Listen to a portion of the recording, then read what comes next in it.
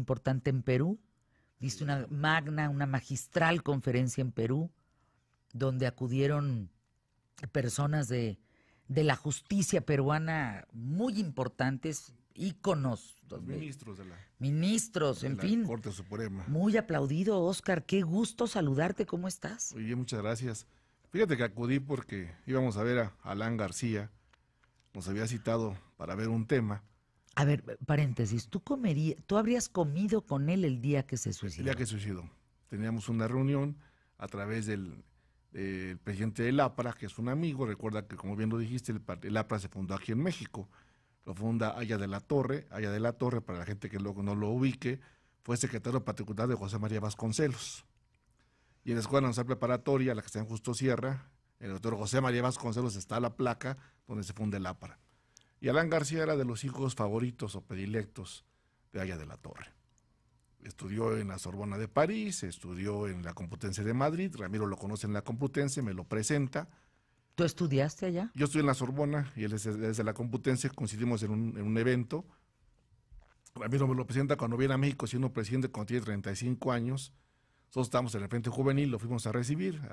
El presidente de la República no quería que le hiciéramos a Daraca, lo llevamos al Zócalo, le pusimos un traje de charro y cantó el rey en el Zócalo ante 15,000 jóvenes.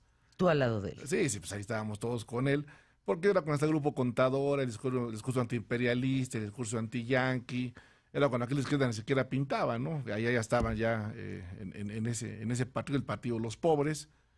Y bueno, pues ellos tienen un sistema de amparo, ellos le llaman amparo. ¿En Perú? En Perú le llaman amparo a una cosa que es únicamente para cuestiones administrativas, el habeas corpus, que es únicamente para delitos de prisión preventiva, y el habeas data. Ellos ya tienen muy bien diferenciado el juicio de amparo, no como en México, y aparte ellos tienen un código procesal constitucional, están muy avanzados. Te puedo comentar que en su constitución, por ejemplo, ellos, que es lo que más discutíamos, tienen contrapesos. Yo lo he dicho en tu programa, la Constitución. Sí. El presidente de la República de allá no le importa quiénes son los jueces o magistrados, porque no los nombra él, ni siquiera interfiere. Los jueces y magistrados los nombra el Poder Judicial. Ese es el contrapeso, sí. Claro. Entonces ellos no tienen nada que ver con la presidencia. Así tendría que ser, sí, aquí. La fiscalía tampoco, el fiscal tampoco. Por eso ellos actúan. Entonces el presidente se dedica a gobernar y ellos a otorgar la ley. Y ahí no hay perdón para nadie, Evia, que quiero que la conozcas, ministra de la Corte, ella fue siendo juez, es la primera que emite la sentencia contra Fujimori. Quiero entrevistarla, fíjate. Sí, cuando quieras, por supuesto. Cuando quieras. De hecho, me trajo una botella de pisto, ahí te la traigo. El asunto fue muy importante, ¿por qué? Porque ves realmente cómo una constitución que fue hecha en 1993 les ha funcionado. Durante los últimos 15 años el Perú tiene una tasa de 7 soles por dólar en 15 años. Es una estabilidad. Tienen como todo un problema grave porque llegó 1 millón de venezolanos a vivir con ellos. No, están aterrados con el tema. Está complicado el tema para ellos porque les llegó 1 millón de gente. Le llegaron, pero de jalón, no vayan a pensar que paulatinamente, de jalón entraron 1 millón. Les llegaron un problema ahí, pero ellos lo que a mí me miraba mucho es los contrapesos que hay en la Constitución. En la Constitución. En este caso, el Poder Judicial es completamente autónomo. Completamente. Bueno, conociste que un juez que llegó a una cena que me hicieron en la casa de la ministra Evia, no sabía quién era el presidente del Perú. Dijo, ¿quién es el presidente del Perú ahorita? Porque no... ¿Qué te significa eso? Primero que nada, autonomía, que eso es lo que necesitamos, un país de leyes, donde puedes confiar en jueces y magistrados. O sea, más allá de una ignorancia no me importa quién esté. Ahí vas a hacer que la ley es pareja para todos. Ahí la ley funciona, para no me todos. Importa quién sea, esté arriba. El presidente, el secretario, a ellos no les importa. Ellos no distinguen como aquí que asuntos VIP, allá no hay asuntos VIP, todos son parejos. Eso es lo primero que te vas a encontrar. La fiscalía es completamente autónoma. Al fiscal lo nombran los fiscales de la República internos, no influye el presidente para nada, no influye el partido político, el Senado no existe, son unicamerales, nada más únicamente Cámara de Diputados. O sea, están bastante avanzados. No llevan casi 70 años de legislación. Válgame. Lo que siempre he dicho. Lo que siempre he comentado. 70 años de legislación. Sí. Ellos tienen la figura del plebiscito, tienen la elección inmediata del presidente. No les interesa nada de los temas políticos porque hay una función que deben de cumplir. E investigan con el puro indicio, Ahí, por ejemplo, si hay un indicio de alguien de corrupción, inmediatamente empiezan a investigar. No empiezan de que vamos a ver, no, ahí no ve nadie. O sea, ahí todo el mundo sabe. Pues el temor de los políticos es, por ejemplo, que si haces mal las cosas, van a empezar una investigación de inmediato sin que nadie se la solicite, a petición de parte. Si ahora que fuiste al Perú, entonces, no me vas a dejar mentir, hay una manta a la entrada donde están los más buscados. Son 46 alcaldes de Perú y 7 gobernadores, de los cuales 5 están en prisión, 4 expresidentes en prisión y 1 prófugo. Y uno que falleció. Entonces, la reunión de ese día, aquel día en el que tú te ibas a reunir, Óscar Valdés, con Alan García, en una comida, digamos entre amigos, entre gente conocida, y él se dispara en la mañana. Sí, ya fue lamentable. ¿Qué significaba esa comida para ustedes? Mira, primero que nada, él lo que estaba buscando era ver a nivel internacional, porque ya se había cansado de pedir asilos y no se los habían otorgado. Pidió en Uruguay, lo mandaron al Cuerno. No quería, en fin. pero ver lo que deseaba ver era el amparo como tal, como lo tienen ellos en el habeas corpus, era prácticamente ver qué es lo que se podía hacer y si daba la figura para un amparo. No es como en México que metes el amparo, no, allá tienes que ser específico qué tipo de amparo vas a meter. Y al platicar con él, con el abogado, yo le veía mucha fortaleza, una estrategia en el caso del amparo, porque pues era su libertad. Él tenía el estigma de la cárcel, su papá estuvo en la cárcel muchos años. El APRA fue un partido muy correteado en el Perú, que hubo mucha gente que estuvo en prisión. Entonces Alan tenía ese estigma de la cárcel, ¿no? Tenía ese problema de decir, me van a acusar de esto. Ya estaba muy encandilada la carpeta de investigación sobre él. Entonces ya estaban ligándolo ya había imputaciones directas a través de las llamadas que acabas de comentar, donde decían que él había tomado parte de ese dinero.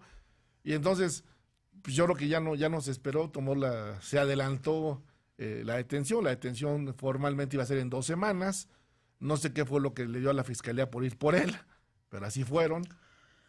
Tú vas a Perú por muchos motivos en estos días, Óscar Valdés. Vas para reunirte con Alan García, que terminas en el funeral, terminas en esto tan privado, porque no quisieron nada de Estado, la familia no quisieron un trato de Estado. ¿Por qué no quisieron un trato de Estado? Paréntesis. Mira, el APRA es un partido muy castigado.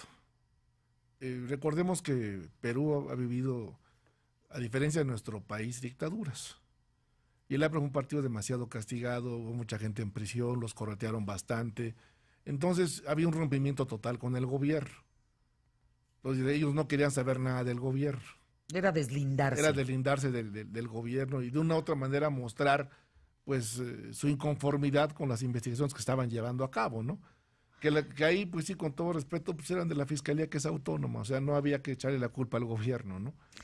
Lo curioso, bueno, vas por esos motivos, vas también porque vas a dar una conferencia magistral sobre el amparo en México y Latinoamérica, vas por muchos otros motivos, pero básicamente, en el caso Odebrecht, ¿qué escuchas en Perú sobre México? Porque lo que yo he escuchado en Perú, en Argentina, en Brasil, Colombia y en México también, de altos funcionarios, es qué curioso y qué casualidad que el único lugar donde no hay culpables de Odebrecht es México. Mira, cuando al término de la conferencia, mucha gente me preguntaba que si en México qué opinaba de la corrupción y si se castigaba la corrupción como en el Perú. Quiero hacerte muy claro y ser muy honesto contigo. Lo que están acusando a las gentes en el Perú son cacahuates a lo que se han robado en México, ¿eh? Es nada, lo que se llama nada. Alan García es por $1 millón.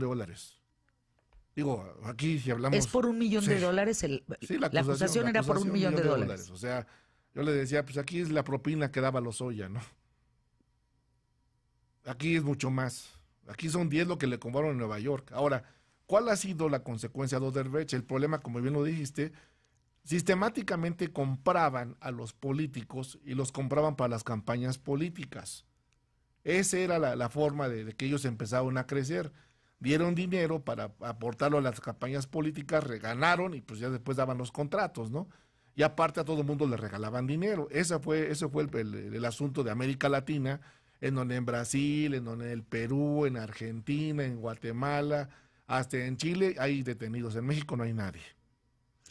Era hacer chanchullo, Así es. tranza, con los contratos. Sí, o sea, era sobornar, era participar, sobornar, y ya después de eso, pues, que quedarse con los contratos y cobrarse de ahí mismo, ¿no?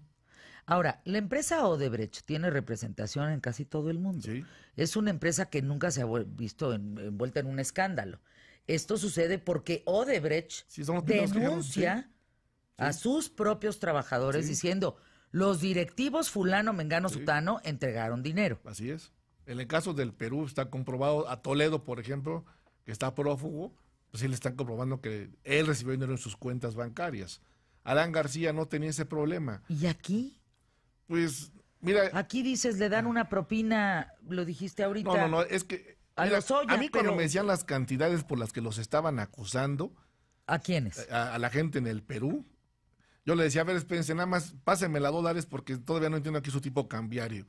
Y le decía, son cacahuates a lo que se han robado en mi país. Cacahuates. Y están en prisión. Algo que me decían en la corte, los ministros de la corte, y eso para mí sí fue escandaloso, me decían, oye, en México les pagan excelentemente bien a todos los ministros, porque cuando vienen a los congresos en América, vienen en avión privado con 10 o 12 gentes. Nosotros no viajamos así. Nosotros viajamos solos, en clase económica, y no nos deja un asistente.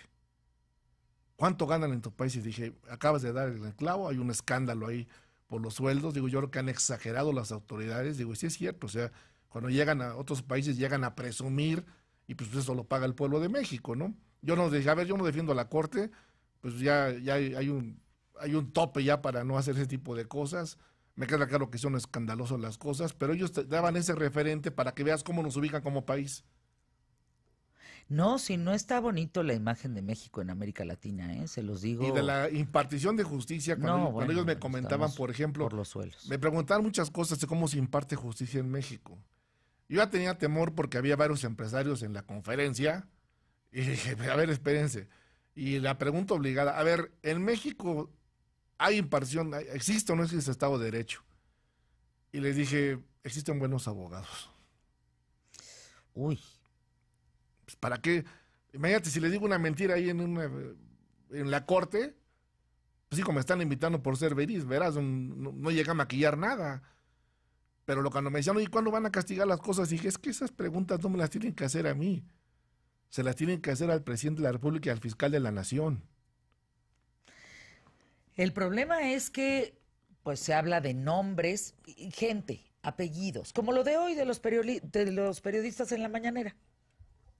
Por dignidad no digo quiénes son, no, yo le exijo, señor presidente, que usted diga quiénes son los columnistas que recibían dinero de presidencia para escribir.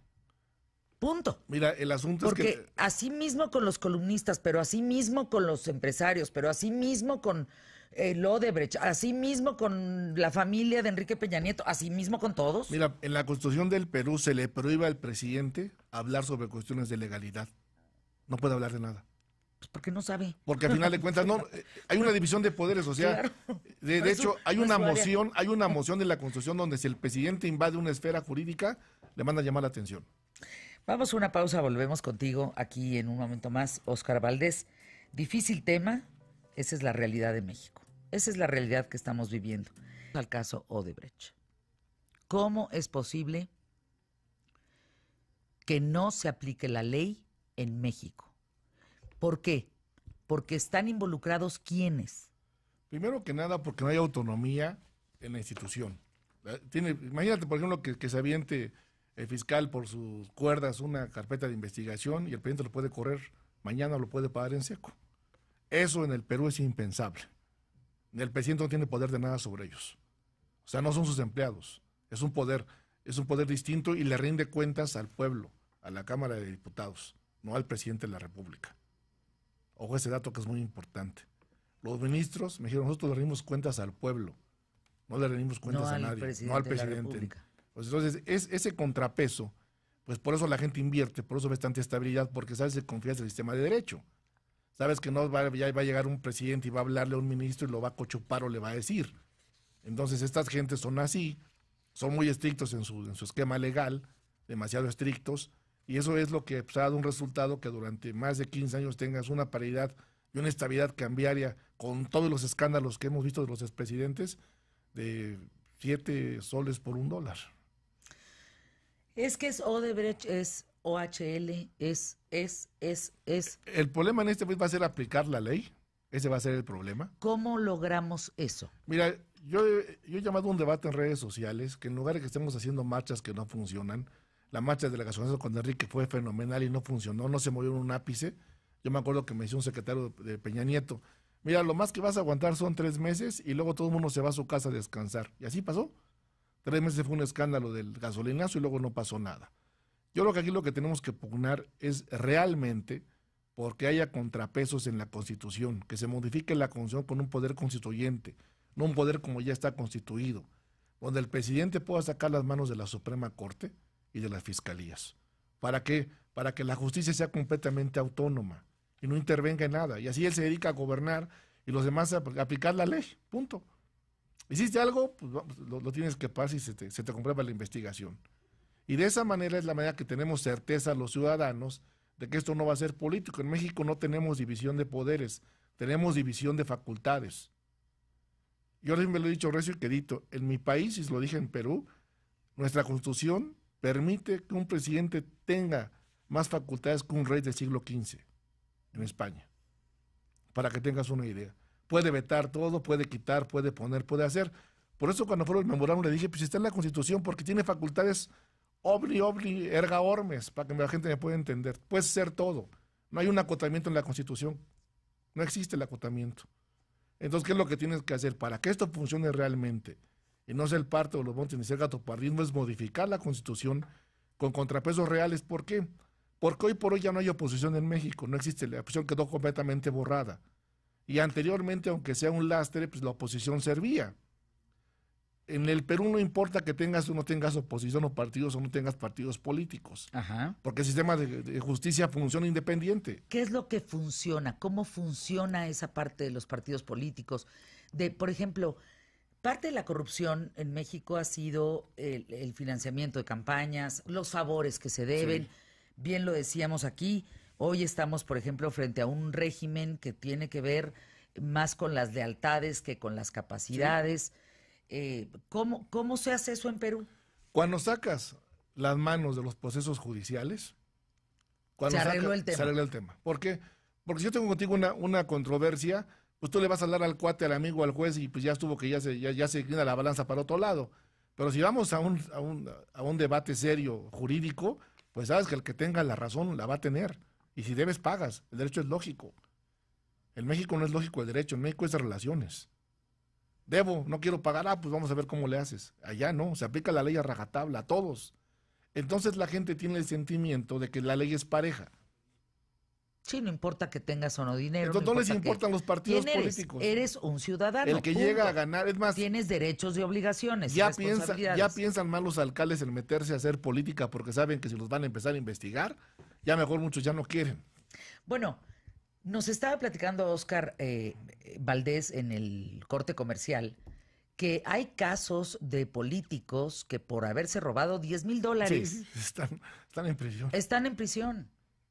Yo decía, $10,000 digo es lo que le das de propina. ¿Tú tienes una idea del saqueo? Cantidades. Digo, porque pues con Duarte tenemos una cantidad, con Javier Duarte una cantidad aproximada. Pero ¿tienes una idea del saqueo en México? ¿Tienes un número? Aproximadamente 347,000 millones. Eso era lo que estaba en indagatorias. Hasta hace un año. ¿Qué? 347,000 millones en indagatorias. Hasta hace un año. Año más o menos, un año, 3 meses. Cuando te refieres 340... Bueno, se me fue hasta 47,000 millones de pesos. Sí, en indagatorias. ¿En indagatorias es solo lo que se conoce? Sí. O sea, lo que está en papel. Sí, lo que puedes comprobar. Lo que puedes comprobar que hace falta a través, no sé, del caso de la Veracruz. De la sí. Lo que puedes ver en documentos que, como dicen los casos, que te checa pero no te cuadra. Eso está ahí. Más lo no mencionado. Lo mencionado debe ser 4 veces eso. Sin problemas. Es aquí de veras ha habido un saqueo sistemático. O sea, México tendría hoy en documentos, esto es una declaración muy importante, ¿eh? México tendría hoy en documentos comprobables un robo Sí, de 347,000 millones sí, de pesos. Sí. Esos datos los dio a conocer hasta el presidente pasado, cuando andaban en las indagatorias. Y ahí se quedaron. Ya nadie supo, nadie sabe. O no sabemos nada. Bueno, muchos no conocían ni siquiera la cifra. O no sabemos nada. No sabemos si estén en procedimientos, si ya no sigan, si se van a desistir. Mucha gente decía pues, que ya no están los expedientes y pues, ya sabes cómo se manejaba la PGR, ¿no? Pero te digo, ¿cuál es el problema? El problema es la autonomía de las instituciones. Ayer el fiscal, yo pude hablar con el fiscal y platicando con él me decía, mira, nosotros, Pues sí.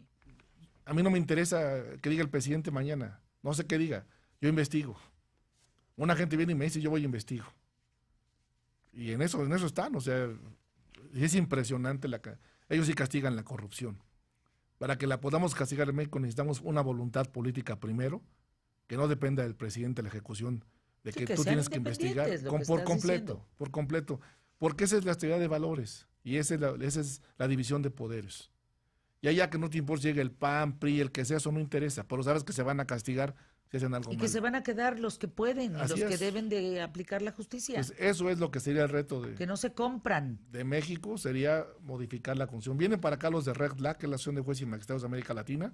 ¿Cuándo? Vienen la última semana del mes de noviembre. Vienen 5 presidentes de las Cortes. Van a hablar sobre corrupción. Va a estar interesante el tema. Y yo les pedí... Vas a estar ahí. Sí, me dejaron como coordinador y les pedí que hiciéramos un tema interesante para que la gente y los estudiantes conozcan cómo se castiga la corrupción en América Latina. Y te traigo a los jueces que han encarcelado a los expresidentes. Claro, Para que la gente los vea y vea que sí se puede. claro que se puede. Y ahí están las sentencias, las van a traer. Va a ser interesante. Es que lo que falta es voluntad. Eso. Punto. Gracias, mi querido Oscar. Gracias por estar aquí, Oscar Valdés. Tus datos, si eres tan amable. OscarValdez.mx, ahí me encuentran en todas mis redes. Yo te quiero entrevistar un día. De verdad es un personaje este hombre. Un personaje, ¿eh? No se imaginan qué personaje es. Pocas veces me sorprendo, pero lo que yo he descubierto de Oscar Valdés es verdaderamente increíble. Punto. Un hombre reconocido en América Latina, sin duda. Sin duda.